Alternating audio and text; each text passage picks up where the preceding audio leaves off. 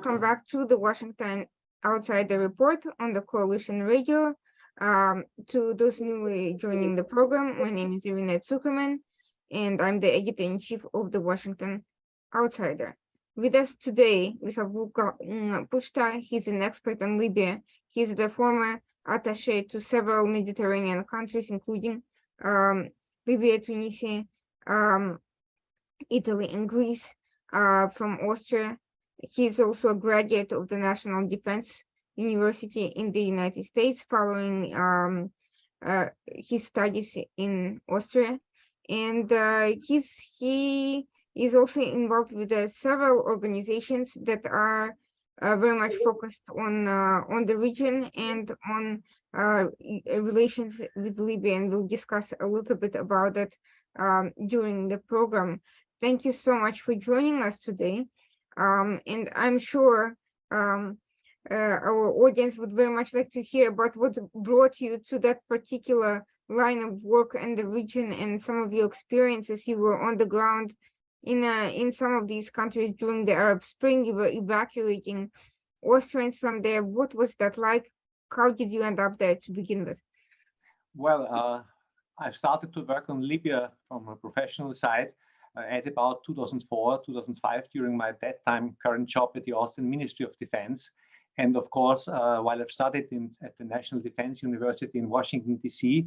from 2006 to 2007, Libya was also on our focus, because this was just a critical time when Gaddafi decided to give up his nuclear arms program and to open up to the West.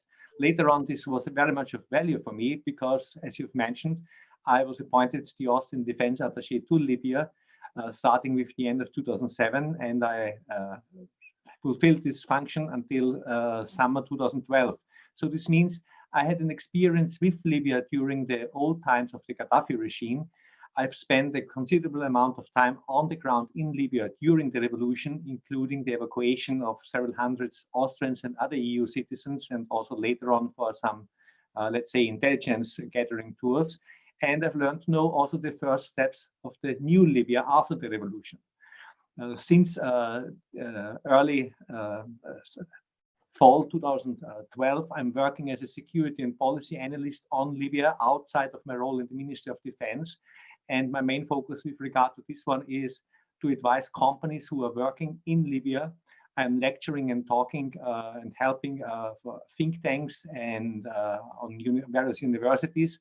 And I'm also providing advice to various politicians in several European countries and also in the United States. So Libya is really very much the focus of my professional work right now, although I'm also working on other North African countries and on migration, and since, of course, since about 1 year, a little bit more, also on the conflict in Ukraine, which has a, I would say, quite global impact. You've had quite a diverse experience, and I think many of our listeners will really want to hear what that experience was like. What was it like to help evacuate people during the Arab Spring? What was the situation on the ground from your perspective?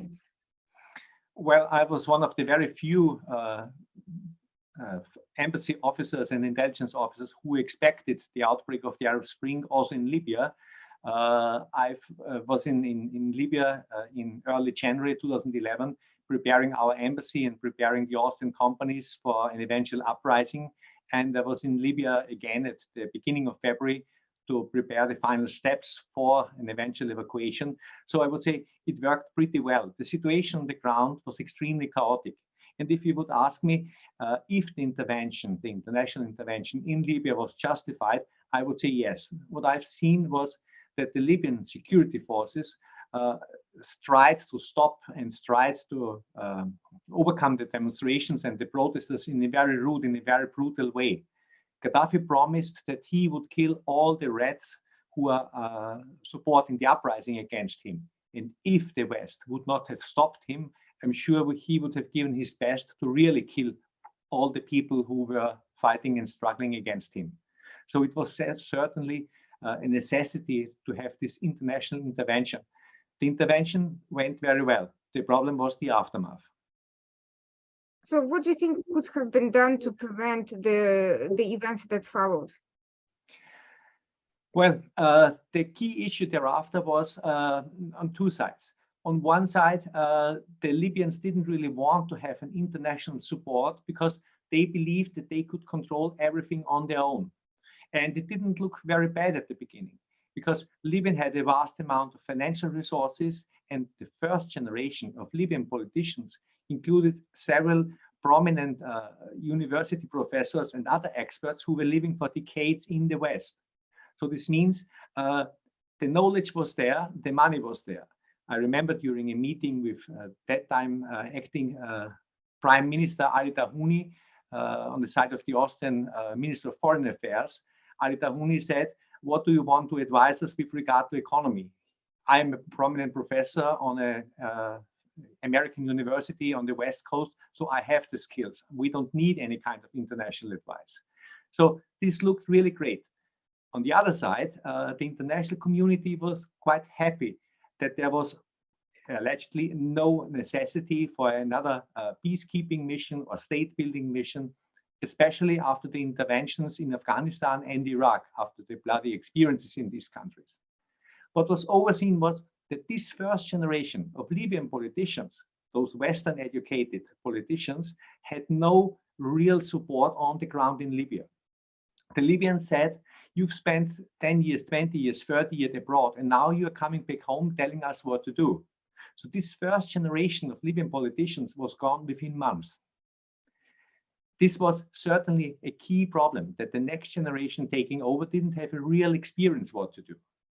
Another key problem was the spread of militias. After the end of the war, there were about 30,000 freedom fighters under arms, and within, let's say, 6 months, this number increased to about 250,000 people under arms, members of militias. So there was no DDR program. In contrast, the government started to fund the militias on the ground. So this means many young people who had nothing to do decided to join one or the other of the militias to make some money. And if you have plenty of arms in a country, if you have plenty of people willing to join these militias, the outcome is, of course, a nightmare. I'm going to ask you a question that may not sound very politically correct from the Western perspective, but nevertheless, to me, from based on what you're saying, seems like a very logical question, which is, understandably, Gaddafi was not exactly somebody that anyone wanted to deal with, given his promises of a bloodbath inside the country. On the other hand, you had these professors who thought they didn't need any help. But why was there a gap between this intervention and then this aftermath? Why wasn't there a transition process where Gaddafi was brought to trial or removed, and one of those professors was basically put in power along with sufficient force to transition into some sort of a benevolent transitional government? Well, Gaddafi was killed on October 20, 2011 in his hometown in Sirte. What would have been required would have been an international state building and peace support mission.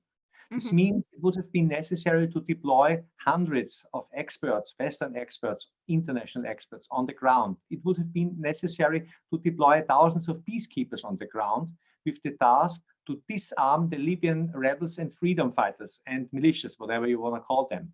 And this did not happen. This means there was no proper security environment there for the establishment of a new Libyan state. And as there was no security environment there, as there was no state control of the weapons, the first fightings in between the former rebel groups started as early as in November. So just 1 month later, after the end of the revolution, the first infighting between the militias started. The problem was there were several root causes. One of the root causes was that the state under Gaddafi was organized in an extremely chaotic way. This means one of the principles of Gaddafi, how to stay in power, was not to allow any kind of opposition in the country. So his principle was to rule the country by chaos. In order to have his own power circle, to have his own people, his inner circle, to control everything. He didn't allow the establishment of a functional administration. So after 2011, there was no foundation of a state where the new Libya would have been able to build on. The next problem was Libya is a very tribal society, especially outside of the larger cities.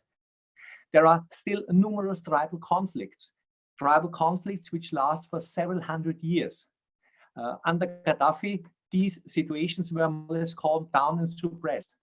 After the end of the revolution, many of these conflicts, tribal conflicts, broke out again. The next problem was Libya. The state of Libya was only created by the Italians. Actually, Libya consists of three historic regions of the Cyrenaica, or Barca as they call it, in the east, of Tripolitania in the west, and of Fezzan in the south. These three regions developed very differently over thousands of years. While the east was focused towards Egypt and towards Greece, towards the ancient Greece, the west was always focused towards Rome and towards Tunis. The south, of course, down towards Africa. So we had more or less three different entities separated, what I call, by a sea of sands. And these three different entities were merged together by the Italians, and later on, after the brief Libyan monarchy, by Gaddafi. And the differences between these three historic regions are always and are still present. A key problem is that the oil revenues, which are the oil is mainly produced in the south and in the east, but the oil revenues mainly end up in the northwest, in Tripolitania. So many people in the east and in the south say, we are producing the oil, we have the oil, and you are taking the money. So all this is producing several grievances between the different Libyan provinces. All this made it impossible to create a new state. Then in summer 2012, there were the first elections. And this was celebrated by the West, that we had new elections, and there was a huge amount, very large participation. But actually, the problem was only, just let me check my figures. Just about 1.8 million out of about 6 million went to the elections. 1.8 million out of 6 million. About 62% of the 2.9 million registered voters, 62% of those who were registered to vote, but actually only about 44% of the population which was in the voting age. This outcome was celebrated, as I said, in the West, but it obviously showed that the interest in democratic developments in Libya was quite limited. At the next elections in 2014, only about 15%, 15% participated in the elections. So the outcome was that these interim parliaments, at first the General National Congress and then the House of Representatives, had a very limited democratic legitimation. Democracy was never ever an issue in Libya. One could ask, why should it be an issue after the revolution if the foundations are not there?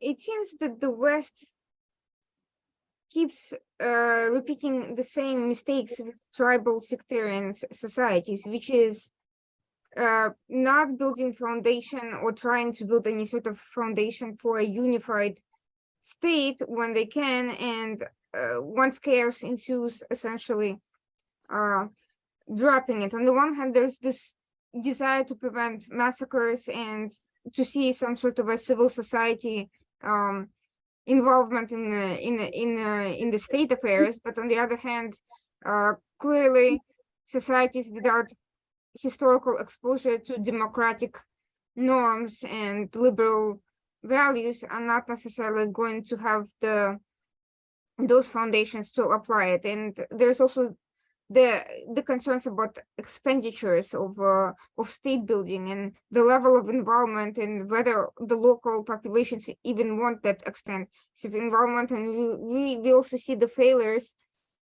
from Afghanistan when there's a corrupted process, when the funding is not allocated evenly, and when these tribal issues are not also being addressed, and when there's no experience or mechanism for addressing tribal norms of governance. So is there an answer or lesson emerging from all these experiences that will align international law and international civil norms expectations with the practical reality of societies that are vastly different from European Euronormative, I would say, kind of, and I consider US and many other countries that are not in Europe very much part of the same nation state model. Is there any lesson about the process that can emerge that would address these seemingly contradictory and paradoxical expectations? Well, I would say the key lesson is that it would have been necessary before such a kind of intervention to study thoroughly the situation on the ground and to better understand the mechanisms and the power groups, those who are really influential on the ground before an intervention. So to better understand the environment, including the security environment, of course, including the history of the country. And if there is a decision, if one is about to decide to intervene, it should have been made clear from the very beginning to those you are supporting that after the successful end of the intervention, there will be an international mission to help the country to get on its feet. So any kind of humanitarian or international intervention should be in the future, in this kind of delivery intervention, should be on the condition that an international state building mission would be accepted. Without the assurance that the group that you are supporting will accept such a state building mission, I think an intervention like in Libya should not be repeated. Without, obviously, if there is no foundation on the ground there, without international help, it doesn't work. That's the key problem. And the international community needs to be clear about this from the very beginning. They need to be honest to themselves. They need to be honest to themselves and to need to be honest also to the people in these respective countries. Otherwise, a scenario of Libya would be repeated. But without keeping the current global circumstances in mind, that such a humanitarian intervention like in Libya would be or will be repeated anytime soon. I think keeping the current geostrategic developments over the relationship between the East and the West in mind, it is extremely unlikely that such an intervention like it took place in Libya 2011 could be repeated. So since then, we have seen developments that have married this sectarianism, this balkanization of the country with assorted foreign interests that have flown into the country that range from the Wagner militias that are supposed to be providing security support in the East to Turkey and its alliance with West and European countries that have had long-standing interests, and then new players coming in from the outside as well. There's been talks of Iran selling weapons and using weapons, and non-state actors, ISIS and so forth. So how do we, given this complex environment, given the natural resources involved, given the more global state interests, how is it even possible to operate in an environment and to deal with this kind of failed state or non-state situation as if it's still as if it's still a one singular entity? How can, for instance, the United States or the United Nations or any other actor deal, for instance, with the Tripoli government and talk about unity and elections when there are large parts of the populations that don't recognize it at all? But, well, at first, please let me stress, many Libyans are great in blaming the international community for all the problems they have on the ground. Mm-hmm. Yes, it is true that the international community should have helped Libya also after 2011. But the Libyans didn't want to have such an international support. Mm-hmm. So it's not honest to blame the international community for leaving Libya alone after 2011, while knowing and while keeping in mind that the Libyans themselves didn't have any interest. I remember during this time, I could frequently hear on the roads of Libya, we will be richer than Dubai. They said we have enough money and we will make everything ourselves. We don't need any kind of international support. And also today, it's still the same that many people in Libya are blaming their current situation on the international intervention. But the way out of the current politically dead-end road can only be found in Libya itself, can only be found in Libya itself. Please remember, on December 24, 2021, there was a plan for the United Nations to have elections in Libya. And the whole international community, led by the United Nations and by the United States, pushed for these elections. They used the whole influence they had to make these elections on December 24, 2021 happen. And they did not take place because the Libyans themselves were not able to agree on the proper foundation for the elections. They were not able to agree on who is allowed to run for the elections. So my point is that the influence of the international community on the developments in Libya is limited. There is one exception, Turkey. Turkey has a very strong influence on the developments in Western Libya. Turkey was the country which helped the government in Tripoli in 2019, 2020. Actually, they intervened in January 2020. They helped the Libyan government against Khalifa Haftar, against the command of the Libyan National Army in the east. And the government in Tripoli is dependent on the support from Turkey. So Turkey, yes, they have an influence. They have an influence. But with regard to many of the other countries, I would just say Egypt has also a limited influence on the east. But the United States, the Italians, the French, all the other Europeans, their influence on the actors in Libya is very, very limited. International conferences like these two Berlin conferences, where the top politicians and top diplomats of the West and of also some Arab countries are coming together and negotiating and discussing about what to do in Libya, they lead to nothing until the Libyans themselves agree on what to do. And with regard to Turkey, I remember during the Berlin conferences, it was decided not to deliver any weapons to Libya.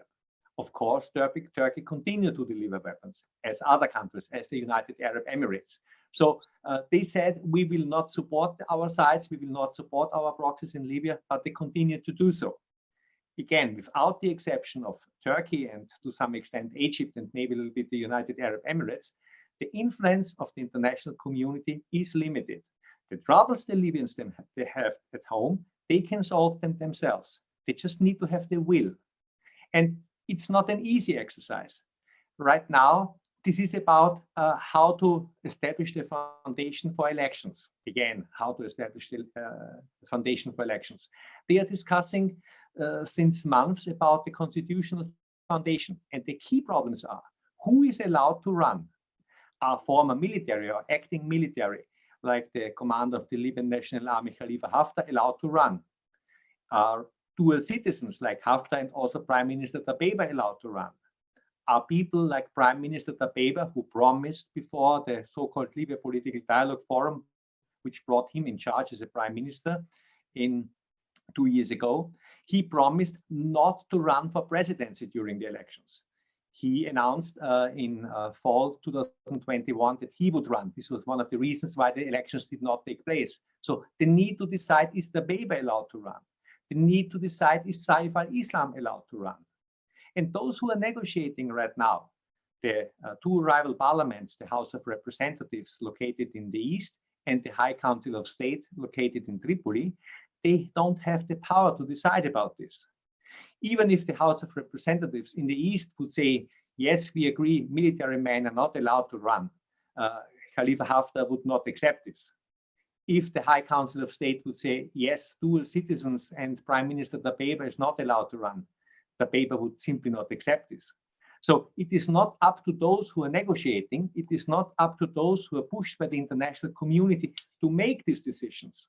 They would need to be honest to discuss with those people who are really in charge, who are really in power, including Khalifa Haftar, including Prime Minister Dabeba, about the foundation for the elections. They're just telling, we need international support, we need to do this and that. And they are not honest enough to tackle the root causes, the real problems, why they are not able to agree on elections. So, Well, yeah. just from what I see, many, if not most of these actors are not actively involved in the international context of negotiation. They're not present at these conferences and meetings, only a small number of them, if any. How do you explain the fact that are they not being invited to have a seat at the table? How is it that there is this separate process of internal decision making for what it's worth, even unsuccessfully, and external Western-led election management? Well, this was the case in 2014, 2015 during the so-called Skhirat process, which led to the Libya political agreement signed in Skhirat in December 2015, that the people who were negotiating about those agreements were not really those who were in charge on the ground.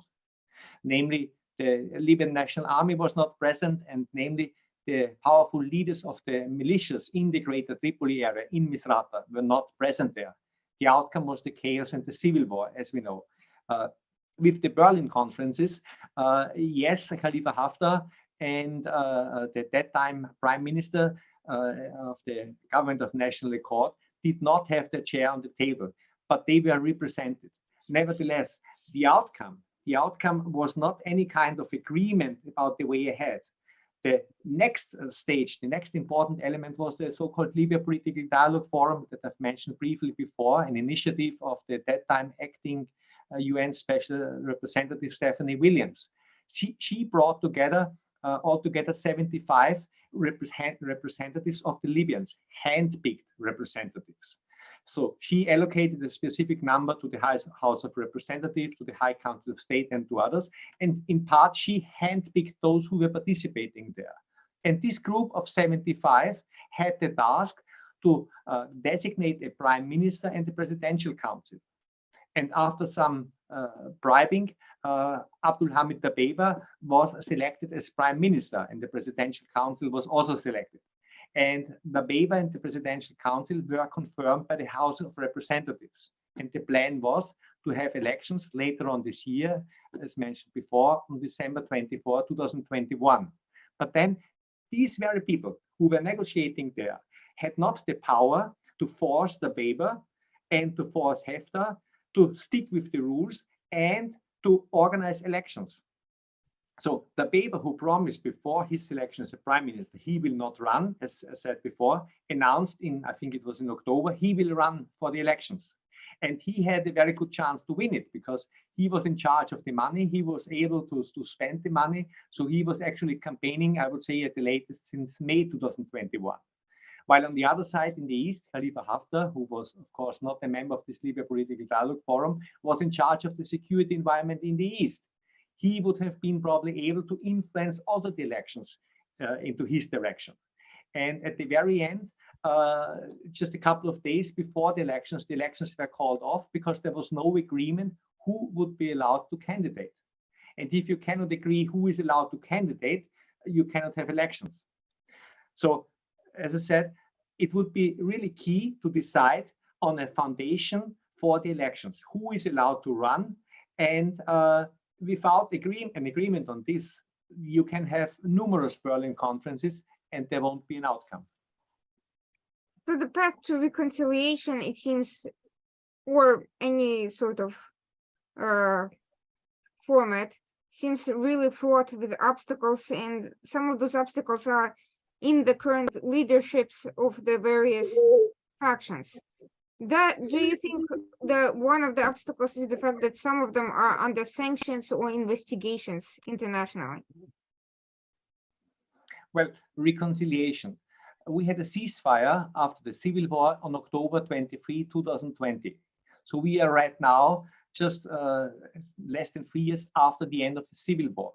If you have a look into other conflict areas on the Western Balkans, in Africa, in Asia, it is simply not realistic. It is not realistic to have a real reconciliation just a few years after the armed conflict. And the situation is still extremely tense because the root conflicts that I've described before, especially the uneven distribution of the oil revenues, is still a big issue. Corruption is a big issue. The people in the east and in the south say, in Tripoli, they are spending our money and the corrupt politicians are filling their pockets. this is not entirely wrong. So I don't see a real reconciliation coming in the near future. So if you ask me what could be a way out, I would say the only realistic way for Libya to stabilize is to reach back to the Federalist Constitution from 1951. The Constitution from 1951 established a federalist state of Libya consisting of the three historic provinces, Cyrenaica, Tripolitania, and Fezzan. And these three provinces had most of the powers, most of the key tasks within the state of Libya. And I don't think it is realistic to stabilize Libya as a centralized state. I think in 10 years, we will either have Libya broken up, or we will, after a bloody civil war, or we will have a federalist state. The question is how to get there.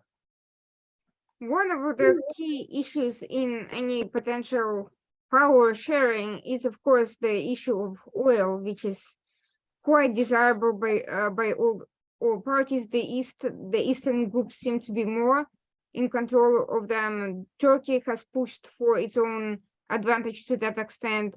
There are concerns about Turkey's use of these resources outside in the Eastern Mediterranean. There's all sorts of problems. And how do we address these challenges? How can this format be secured from interventionism and from foreign actors pushing their own advantage and disrupting any sort of potential balance? Well, we need to have a look on this respective strategic national interests. Of course, major nations, of course, the neighbor states have strategic interests with regard to Libya. And it is necessary to have a more detailed look on this to better understand what they are doing. It is, of course, not possible for the neighboring countries to leave Libya alone and to wait for the outcome, whatever will be. A good example is, from my point of view, Egypt. Egypt has, with regard to Libya, vital security interests. Vital security interests. This is because the eastern part of Libya was a safe haven for various terrorist organizations, undermining the very foundation of Egypt. There was an ongoing insurgency in the Nile Delta. There is still an ongoing insurgency in the Sinai. There was an insurgency in the Western Desert. And then those insurgencies were supported by terrorist groups, by terrorists who had the staging areas, who had the logistic bases in the eastern part of Libya. So for Egypt, it is a vital interest to have the east of Libya under control of a non-Islamist, let's say, leader. For them, it is decisive that the east of Libya does not become again a stronghold of Islamists. If you ask, does this mean an intervention? Is it justified that the Egyptians interfere in Libya? I would say it is about their own security. Is it justified that from Libya, a neighboring state is to be destabilized? So, of course, there are neighbors who have certain security interests, who have certain economic interests and value interests with regard to Libya. And is it right? I would say it is at least understandable.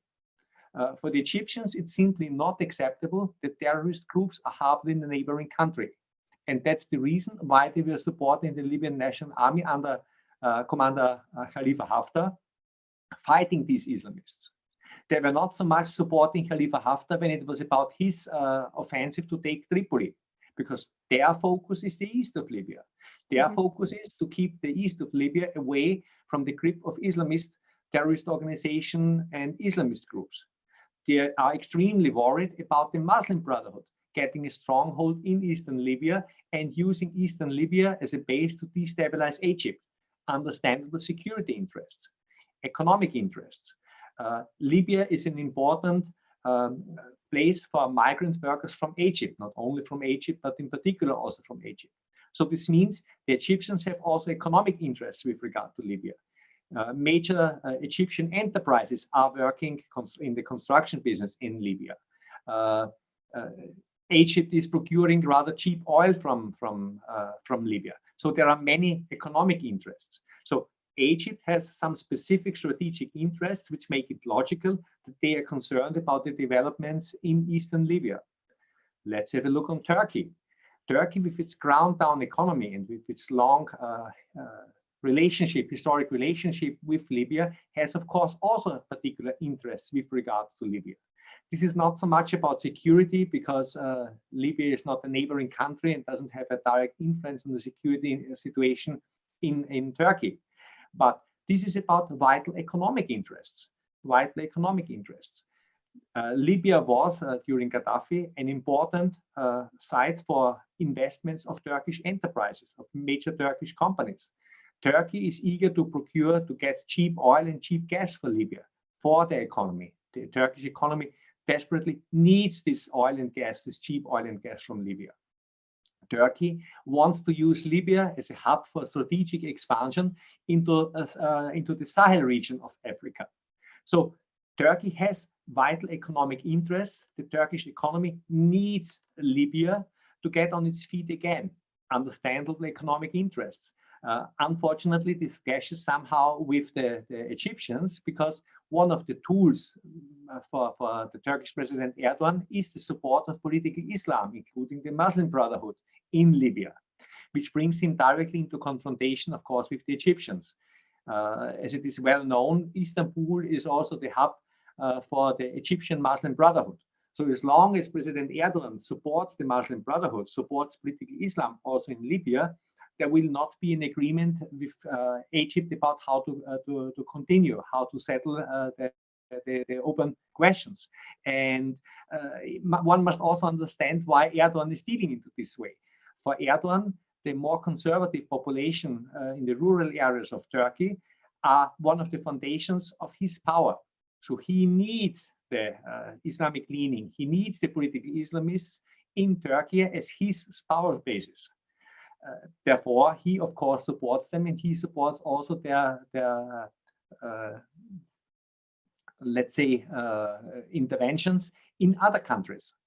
So it's always necessary to look into the strategic interests of the countries. Just to compare two European countries, Italy and France. Italy has vital security interests with regard to migration. Italy has a lot of troubles with illegal immigration from North Africa via Libya. This means they need to contain this. Italy has a vital economic interests with regard to Libya regarding gas. Just a couple of days ago, they've signed again a major deal, an $8 billion deal with the government in Libya about the exploitation of gas resources, of new gas fields off the coast of Tripoli and off the western coast of Libya. Gas, as you know, after it's difficult to procure it, or not possible anymore to procure it from Russia, is a vital resource for Europe and of course also for Italy. So they need these energy resources from Libya. This means, as their interests are more or less focused on the northwestern part of Libya, they need to deal with the government in Tripoli. Of course, if you want to make a contract with the Libyan National Oil Corporation, which has its seat in Tripoli, if you want to negotiate with the Libyans about containing illegal migration, you need to discuss with those who are in charge in Western Libya. And this is the government residing in Tripoli. And this means that the Italians, since 2011, were always in touch and in good connections with those government which was in charge in Tripoli. Even in the period from summer 2014 to late 2015, when there was an Islamist government led by, for quite some time, by a prime minister who was a former fighter of the Libyan Islamic Fighting Group in Afghanistan, the Italians still had some contacts with him because they needed to have these contacts. On the other side, if we look on France, France has vital economic interests in the Sahel region. This is of key interest for the French nuclear power industry, which provides most of the energy France needs. They need the resources of the Sahel for their industry. This means for the French, it's of vital interest to keep the Sahel stable. The southwestern part of Libya is a hub of terrorist organizations, including ISIS and Al-Qaeda and Islamic Maghreb, destabilizing this region. Therefore, they need a partner in Libya to fight terrorism in southwestern Libya and to contain the terrorist organizations there. The only one military group with, let's say, some influence down in the southwest is the Libyan National Army of Khalifa Haftar. Therefore, they are cooperating with him. So the strategic interests always drive who is your partner in the country. This determines that the Egyptians are dealing with whoever is in charge in the east, as long as he's not an Islamist. This decides that Turkey is dealing with the government in Tripoli because of the economic interests. This means that Italy needs to deal with the government in Tripoli, and this means that the French need also to deal with those power group who is able to influence the situation in the southwest in Fezzan. So you've touched on a number of interesting issues, starting first and foremost with security. Given the link between jihadist violent groups and Muslim Brotherhood ideology that is being promoted thanks to Erdogan's interests for what they're worth, it doesn't seem like that can be completely, the security aspects of the situation can be completely fixed and terrorism could be eradicated without also dealing with the ideological context that feeds into that, and that includes both the sectarian divides, the militias that make it easy for groups to migrate and for these individuals to migrate from one group to another. It means the ideological interference from Turkey. It also means local base of support, and so on and so forth. So who and how can really be handling this issue and be a guarantor of the security? Okay, Haftar is one actor, one local actor, but he is not in charge of all of Libya. He's in charge of providing security, especially to Egyptians in part of it, whereas another part of it is, a mix, to put it mildly. How is that situation ever going to be resolved if there is no single leader that can deal with all parts of the country? Can outside and to add to all of that is the lack of success, but most Western countries across Africa in general, in terms of counterterrorism operations.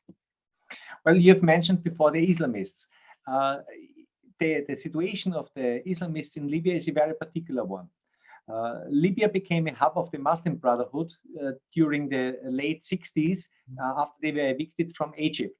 And the Muslim Brotherhood were the first ones opposing the regime of Muammar al-Gaddafi. He suppressed them, as we know, and jailed them in the infamous Abu Slim prison in Tripoli, in the southern part of Tripoli.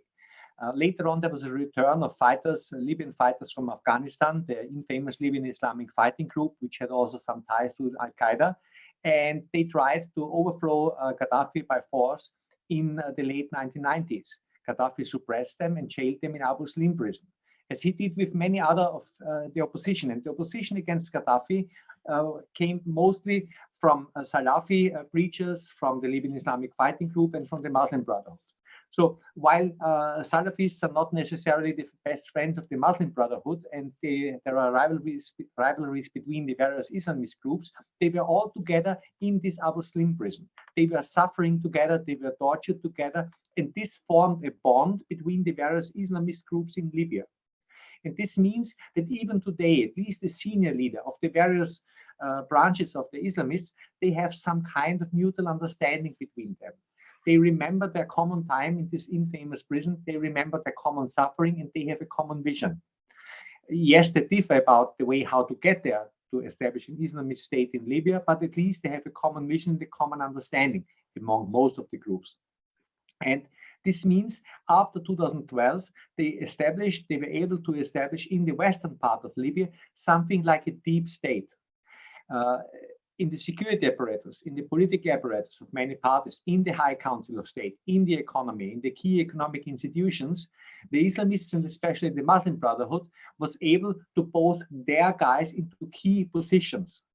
The influence of the Islamists, I would say, was reduced a little bit over the years, and it's now not as it was in the years 2013, 2014, but they are still there as an important network. And this needs to be taken into account. And it needs to be understood why they are cooperating. It needs to be understood that they have still a common vision. And coming back to the East, as the Islamist assassination campaign in the years 2013 and 2014 was the main trigger for the Operation Dignity, of Khalifa Haftar, it's also clear why the Libyan National Army is on odds and why they are arch enemies with these Islamists. And all this brings me to that reconciliation is not really realistic. So how could things develop from right now? I think the likeliness that the High Council of State and the House of Representatives find to a common agreement, which is really accepted by the people in the background, by Haftar, the Dabeba, Saif al-Islam, and the others, is very, very limited. So it's necessary, and the UN Special Representative Abdoulaye Badiyi has understood this, to find some kind of alternative solutions to provide the foundation for elections. The chairman of the Presidential Council, Mohamed Al-Menfi, has recently proposed that he could declare a state of emergency, disband the government in Tripoli and also the rival government in the east, the government of national unity of Prime Minister Dabeba and the government of national stability of Fathi Bashagha in the east, and that he could suspend both rival parliaments and designate a new mini-government with the only task to prepare elections, and that the Presidential Council could establish constitutional rules for the elections by decree.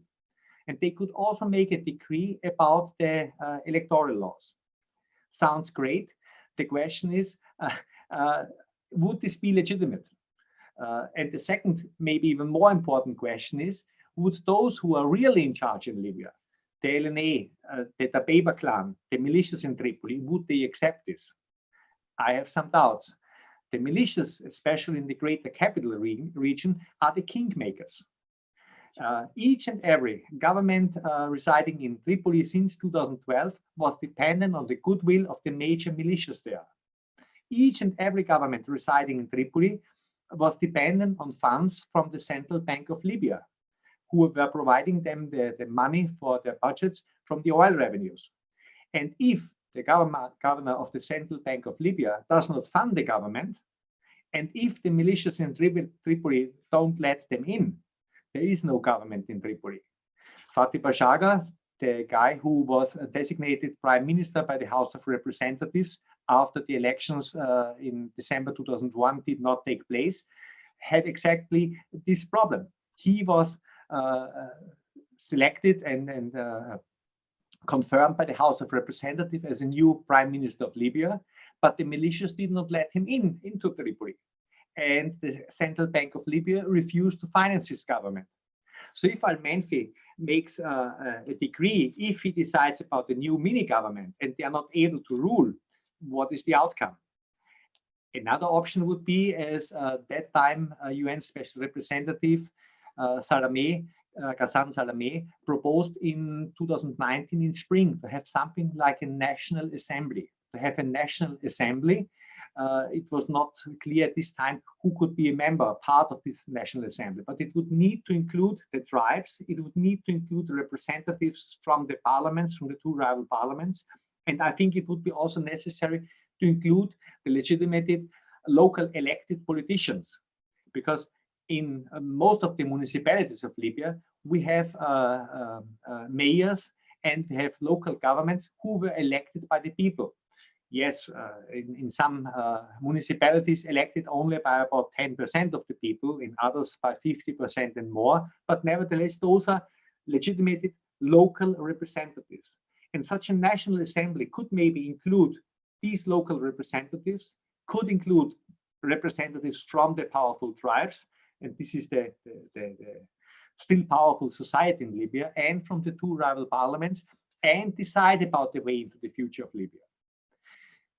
I think it would be extremely challenging to find any kind of compromise that would be accepted in the East, in the West, and in the South.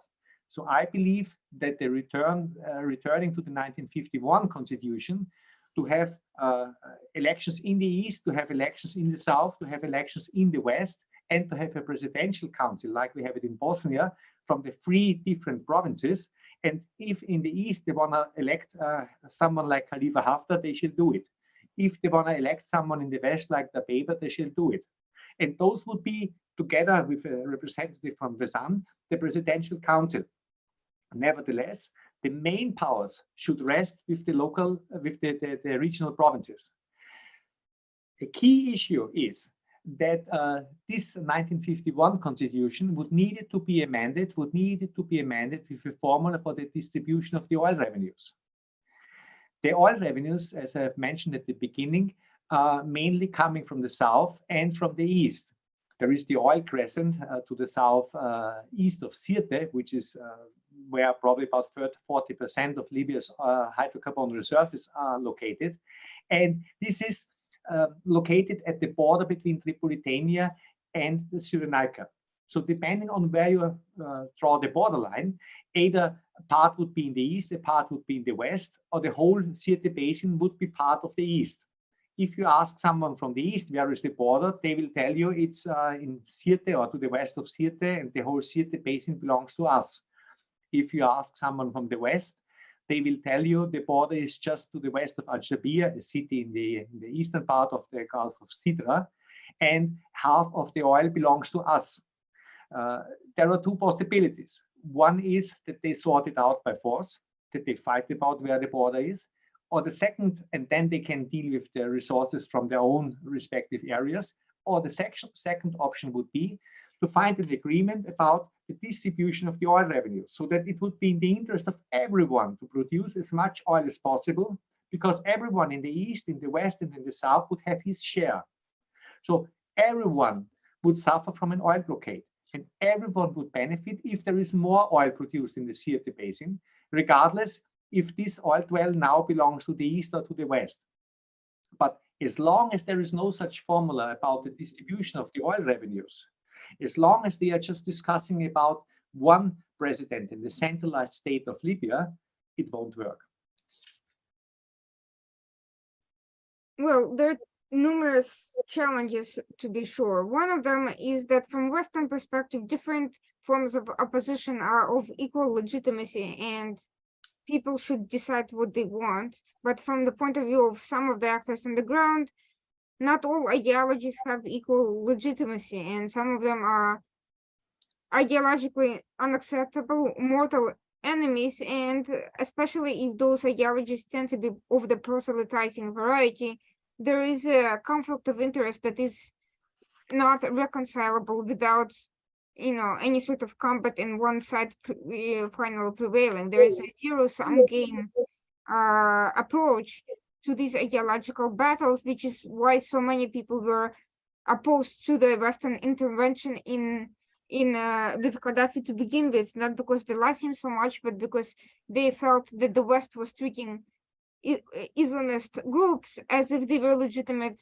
opposition, whereas from the perspective of these local actors, they were not, and it was a mistake to give them any sort of legitimacy.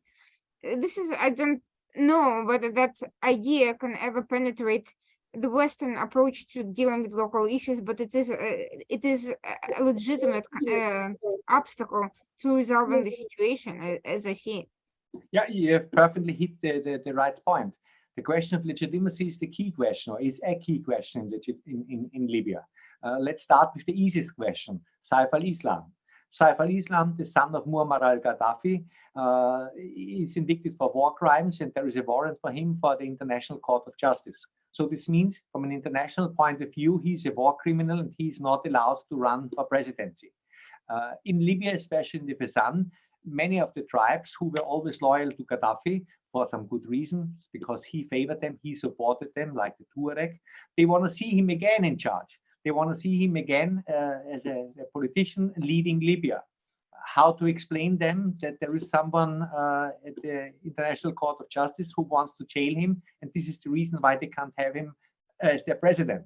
Nevertheless, from a practical point of view, I believe if Saif al-Islam would be allowed to run, he would not be able to campaign in northern Libya, let alone in the cities of Tripoli or Misrata, where there was the most bloody fighting during the revolution in 2011. If he would be allowed to run, I could very well imagine that he would make it in the second round. But then this would break up Libya, because the Misrata, who suffered heavily under him, and I know many terrible stories about what happened during the revolution in Misrata on the hands of the Gaddafi troops, would never ever allow him a comeback. So this would certainly lead to a breakup, to a new war. If Saif al-Islam is allowed to run, this would lead the country into a new war, no doubt about it. It's more difficult who is legitimate among the others, which is the legitimate parliament. Is it the House of Representatives, which was elected already in 2014, as I said, by merely 15% of the Libyans, and the elections of which were ruled unconstitutional by the Libyan Supreme Court in October 2014. Ruled unconstitutional under the pressure of Islamist militias, but nevertheless ruled unconstitutional. So is this parliament, which is still part of the Libyan political structure and which was enshrined by the Libya political agreement, by the Shkira agreement in 2015, is this a legitimate parliament? One could say yes, because it was elected and it is in the Shkira agreement. One could say no, because it was ruled unconstitutional by the Supreme Court. The rival parliament, the High Council of State, is the successor of Libya's first parliament, the General National Congress, which was replaced by the House of Representatives, which was reinstated by the Supreme Court rule in October 2014, and which was established as an advisory body by the Shkira agreement. So is this a legitimate government? One could say yes, because of the ruling of the Supreme Court and because of the Shkira agreement. One could say no. Okay, it depends on the point of view. It's the same with the two rival prime ministers. Prime Minister Dabeba was selected by the Libya Political Dialogue Forum. He was confirmed by the House of Representatives. So one could say, yes, he is the prime minister. One could also say that the House of Representatives has withdrawn confidence from him in September 2021. And one could also say that the term of the prime minister elected by the Libya Political Dialogue Forum was, as it was stated in the document of this Libya Political Dialogue Forum, is only the prime minister for 1 year. So one could say his term is already over, and the House of Representatives was right to select a new prime minister, Fatih Bashaga. So one could say Dabeba is the prime minister because he was elected by the LPDF. One could say Fatih Bashaga is the prime minister because he was elected by the House of Representatives and the term of Dabeba is over. Who is the legitimate prime minister? Which one is the legitimate parliament? That's the difficult challenge. And I don't see any kind of compromise on this. The only way forward is, as I said before, to find a way to get back to the former constitution and to have some kind of federalist system. And that brings us to the economic side of the issue, which is that Libya attempting to coordinate with the Mediterranean states. And there's an attempt at EZ zones, in parts blocking Turkey's influence. What is the story with this? How successful is this idea, and how would it work in the future? Well, the exclusive economic zones question is a very important question with an impact not only for Libya, but with a regional impact in the whole Mediterranean. One could say also outside of the Mediterranean. All this started at the end of 2019 when Turkey and Libya, that time government of national accord in Tripoli, signed an agreement about a memorandum of understanding about the delineation of the economic exclusive zones, just in the mid between Turkey and Libya, ignoring that there are some Greek islands in between. Greece and Libya, in Libya, the government of national accord argued that islands don't have an economic exclusive zone, in contrast to the international law of the sea. So if one goes with the international law of the sea, and yes, I know there are some exceptions in there, one could also argue that smaller islands don't have an EEZ. If one goes with the international law of the sea, Greece, the border between Greece and sea border between Greece and Libya would be just in the middle line between Crete and the Cyrenaica. If one goes with the Turkish point of view, the middle line between Turkey is the border between the EEZs, and middle line between Turkey and Libya is the borderline of the EEZs between those countries, and Greece doesn't have an EEZ south of the Peloponnesus. Who is right? I would say in this case, it's rather clear because there is this international law of the sea, and the Turkish position is certainly not in line with this one. This is used by Turkey, or could be used by Turkey as an argument also for the delineation of the economic exclusive zones with regard to Cyprus. They also argue that Cyprus doesn't have an EEZ because it's an island, and they use the agreement with Libya as a precedent. This was became an increasing problem at the beginning of October last year, when there was another MOU between Libya and Turkey about the exploitation of hydrocarbon resources by Turkey within the Libyan EEZ, which could eventually bring them in the future in direct confrontation about this with Greece. We will see. So the EEZ is a very important question with an impact not only on Libya, Greece, and Turkey, but if it's used as a precedent, also for Malta. Malta, according to this, also doesn't have an EEZ, and Malta just recently gave some concessions for drillings to a Western oil company in an area which is also claimed by Libya. If we follow further on the argumentation of Turkey and Libya, Sicily is an island and also wouldn't have an EEZ. Well, you could go through the islands to the west, to the Strait of Gibraltar, and I think this explains clearly why this would bring a lot of crisis and difficulties for the international community if the Turkish point of view that islands don't have an EEZ would be applied and accepted by the international community. The European Union has already rejected these memorandums of understandings, but we will see how things will develop. Greece has tasked a Norwegian company in cooperation with a major American oil company, with Exxon, to start drilling south of Crete in an area which is claimed by Libya as their EEZ. I don't think that the Libyans will try to mess with Exxon, but we will see what Turkey is about to do, drillings in what they call the Libyan EEZ north of the Cyrenaica. Economy is a big issue, of course, in Libya, and it's not only about the oil revenues, which are, of course, the backbone of the Libyan economy, but this is also about the waste of money by the Libyan governments, ever since, including Gaddafi, and by the unequal spending of this money. This is, as we've discussed before about the oil revenues, a huge problem. If you have a look on the various cities in Fezzan and compare them with the standards of development in Misrata, that's totally different.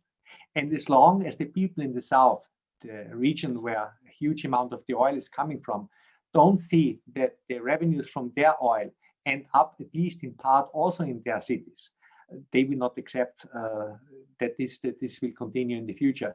They insist, understandably, that they are also getting their money. Corruption is a major problem. Libya is probably one of the most corrupt countries on the globe. Smuggling is a problem. Smuggling is facilitated also by the huge amount of subsidies that the Libyan government is paying, not only for oil, but also for basic foodstuffs. There are militias in Western Libya and also in the south who are selling the oil they are getting from the refineries, namely from Zawiya to the west of Tripoli, either for free because they simply take it, or at a very low price, at the subsidized price that is usual in Libya, and transport it to the neighboring countries and sell it there. Most of the terrorist organizations who are conducting desert warfare in the Sahel region are getting their fuel from Libya, smuggled from Libya.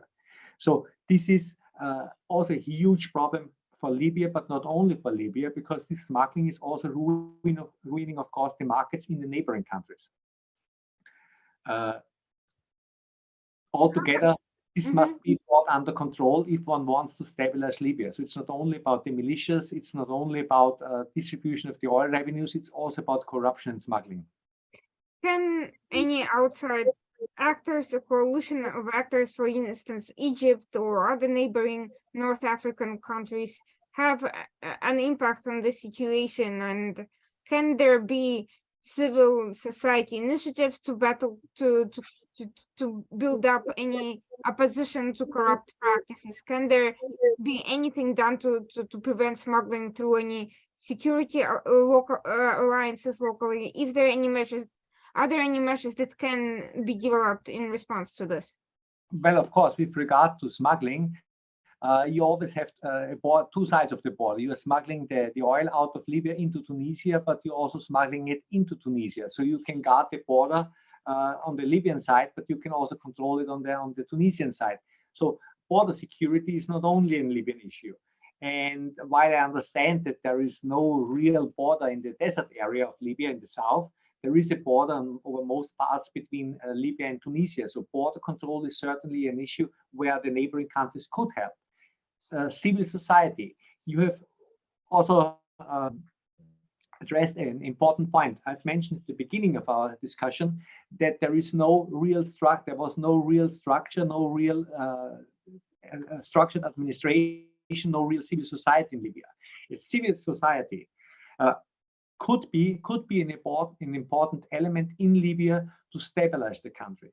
A better developed civilian society could be something, an element checking those in charge, those in power, could be something to check corruption. So yes, it would certainly make sense for the neighboring countries, especially for the Arab countries who are able to talk with the people easily, to contribute to the establishment of a vibrant civil society throughout the country. This would be certainly an element that could contribute to the stabilization of Libya. That brings us to some of the more current events, which is the recent visit to Libya by the director of the US CIA. What can you tell us about this visit and the impact on the security situation in the region, and what is US and others are hoping to get from it, if anything? Well, as far as I understand, the main purpose and the main topics for the CIA director's visits to Tripoli and to recent visits to Benghazi first and then to Tripoli was about Russia's involvement in Libya and about the terrorist threat. The oil blockades, which were widely discussed in the media, and some kind of pressure on Khalifa Haftar to cooperate with Prime Minister Dabeba, as far as I understand, those were not really the hot topics on the agenda of the CIA director. This was first and foremost about Russian involvement, which means on the deployment of Wagner mercenaries in the east and the role for the Libyan National Army, and on the intention of Tripoli to allow the opening of a Russian embassy in Tripoli. This is what the CIA director discussed with Khalifa Haftar and Prime Minister Dabeba. The more complicated issue is certainly the deployment of Wagner mercenaries. Wagner provides the backbone of the Air Force of the Libyan National Army in the east, and they are also providing experts for the air defense, and they are providing training, and they are providing some reserve forces. The purpose of these Wagner mercenaries in eastern Libya is to balance the presence of Turkish forces in the west of Libya. So if the Wagner mercenaries would be withdrawn from Libya without a withdrawal at the same time of the Turkish troops in the west, the fragile balance of power in Libya would be violated. And this means it might happen that the militias and the troops of the so-called Libyan army, in contrast to the Libyan National Army in the west, could try to exploit the situation and try to take over, let's say, the whole oil crescent. So it is easy to discuss or to demand that the Wagner mercenaries need to withdraw from Libya. But on the other side, it's necessary to keep in mind that they are part of the fragile balance of power in Libya. The second topic was, as far as I understand, terrorism threat. The United States are very much worried about the situation in the Sahel region. They are very much worried about the French, let's say, hesitation to remain as engaged as before in the Sahel region. And they are very much aware that the southwest of Libya is a hub, is a logistic base, is a safe haven for these various terrorist organizations. And also for the United States, the only one partner they can deal with counterterrorism in the southwest of Libya is the Libyan National Army. This is certainly also an issue which needs to be kept in mind. In light of the fact that Wagner, on the other hand, is indispensable to LNA's security and defense strategy, but on the other hand, they are a troublesome ally and they're not known for altruism anywhere in Africa. Is there any potential to substitute their presence with some sort of an international force, American mercenaries? Anybody could be less problematic for all parties involved. You're perfectly right. The sooner, the better that the Wagner mercenaries are leaving Libya. No doubt, absolutely no doubt about it. The problem is that right now there is no real supervision of the ceasefire in Libya.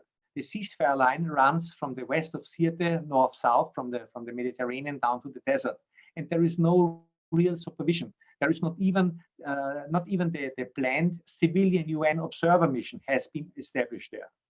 So this UN civilian observer mission was planned, was mentioned in the ceasefire agreement in October 21. Now they are still not on the ground for various reasons. Also because the two belligerent parties don't really want to see them there. So as long as there is no real supervision, let alone enforcement of the ceasefire, I think it is unrealistic to get rid of Wagner. I think it would be necessary to work on the ceasefire, let's say at least observation, to allow the LNA to get rid of Wagner. As long as the ceasefire is not guaranteed, as long as they are scared that the militias in the West and the Libyan army in the West could exploit the withdrawal of Wagner, they will not agree to this. The role of Wagner is first and foremost to act as some kind of tripwire.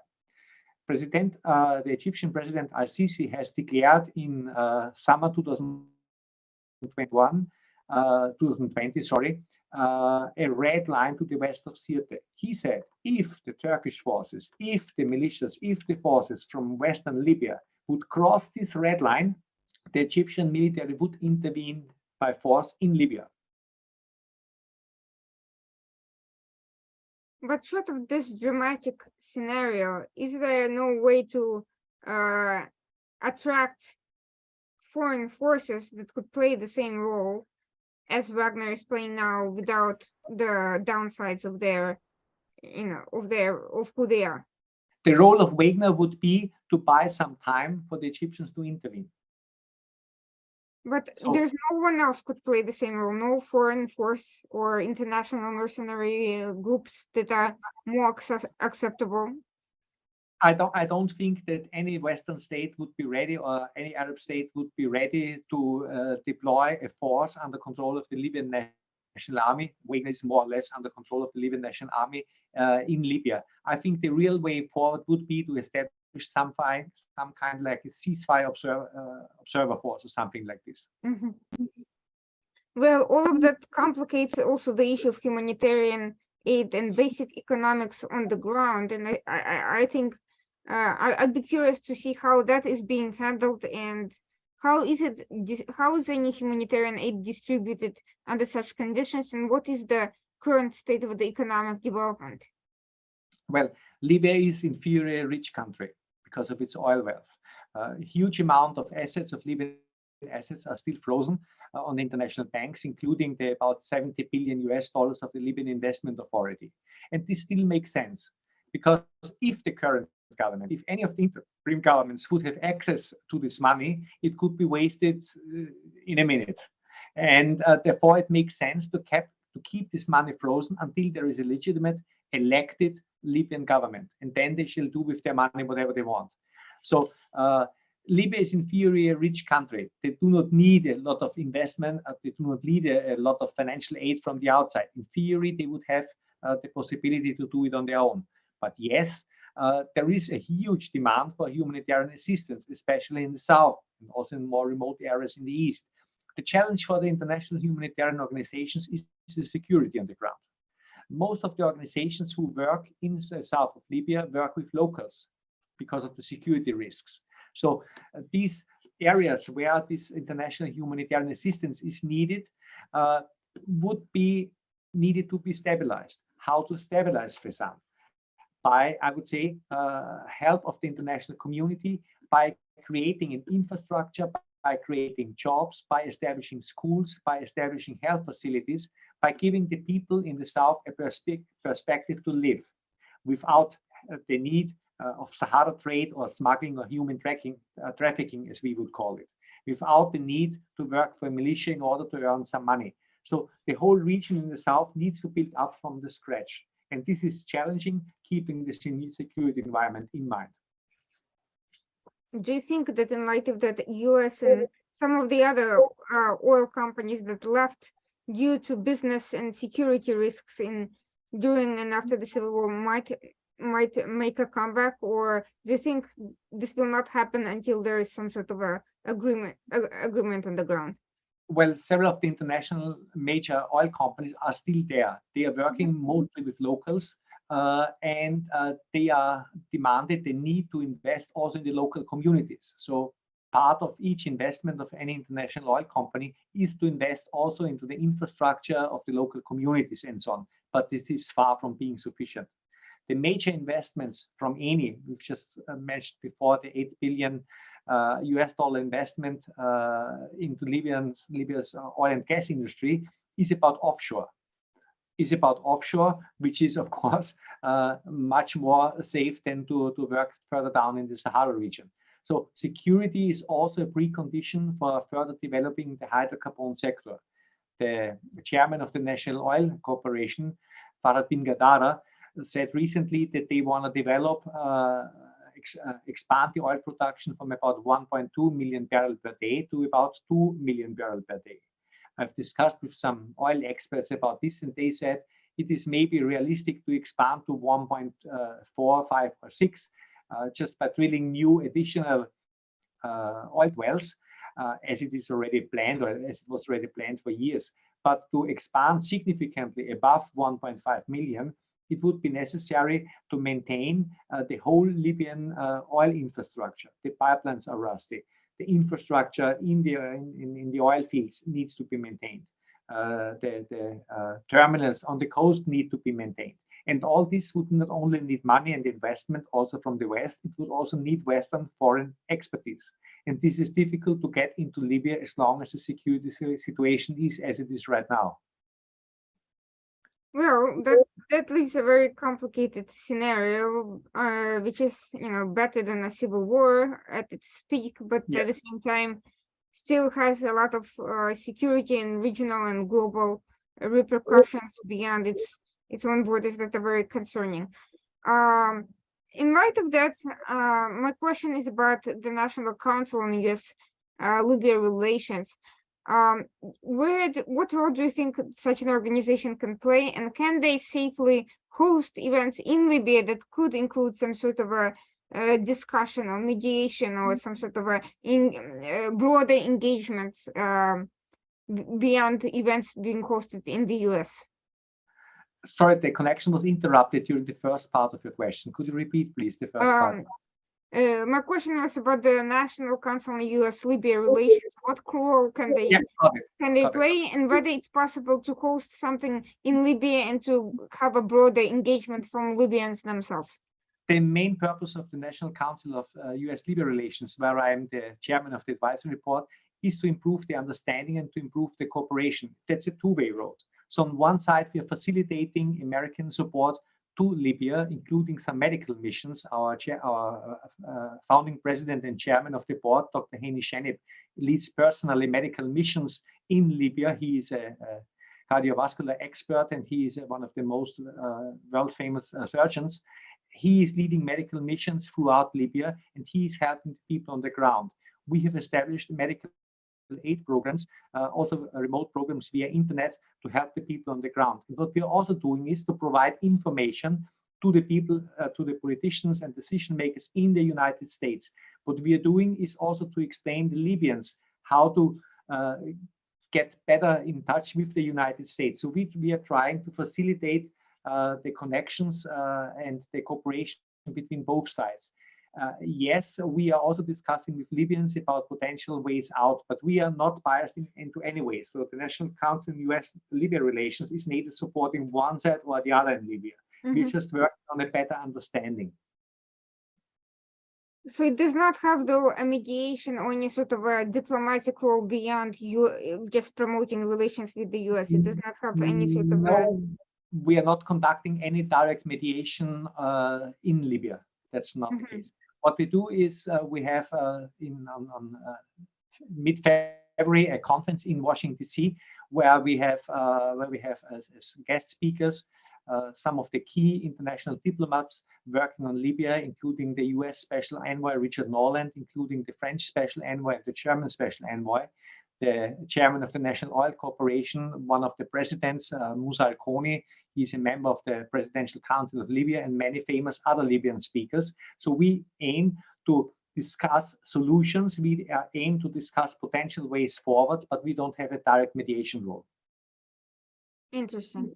I wonder if in the future holds future civilian initiatives of that sort that could bring various parties together for dialogue and exchange of ideas, but that are also based in Libya itself. We have seen too many of international gatherings in the US and Europe, but that kind of look exclusive to the locals because they don't have an opportunity to host something right on the ground, especially for many people in the US who've never been to Libya. But through our program, we are also, of course, reaching out to the local entities in Libya, and we are discussing with them, and we try to better understand their intentions, their problems, and we try to help them to voice this out to the international community. But we don't envisage for the time being to host a larger conference in Libya.